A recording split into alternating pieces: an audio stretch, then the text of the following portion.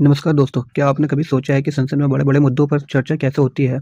सरकार से सवाल कैसे पूछे जाते हैं और कानून बनने से पहले बहस क्यों ज़रूरी होती है? आज की इस वीडियो में हम समझेंगे पार्लियामेंट डिस्कशन यानी संसद में चर्चा। बिल्कुल आसान हिंदी में। पार्लियामेंट डिस्कशन क्या है?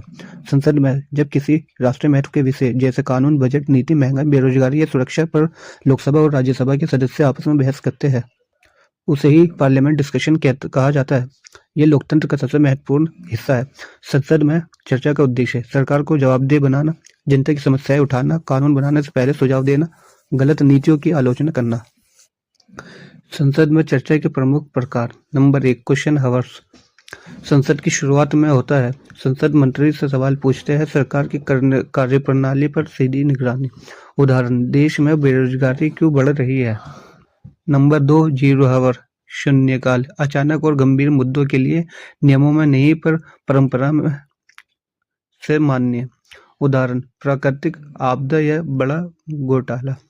मोशंस, प्रस्तावों पर चर्चा, जैसे एडजर्नमेंट मोशन, बहुत गंभीर राष्ट्रीय मुद्दा। कॉलिंग अटेंशन मोशन, मंत्री से तुरंत जवाब। नो कॉन्फिडेंस मोशन, सरकार पर विश्वास की परीक्षा। नंबर 4, डिबेट ऑन बिल्स, विधेयक पर बहस। कानून बनने से पहले विस्तृत चर्चा, संशोधन, अमेंडमेंट दिए जाते हैं। उदाहरण, नया आपराधिक कानून या शिक्षा विधेयक।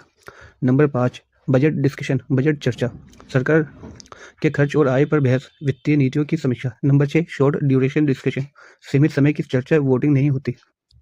संसद में चर्चा का महत्व। लोकतंत्र को मजबूत बनाती है, सरकार की मनमानी रोकती है, जनता की आवाज संसद तक पहुंचती है।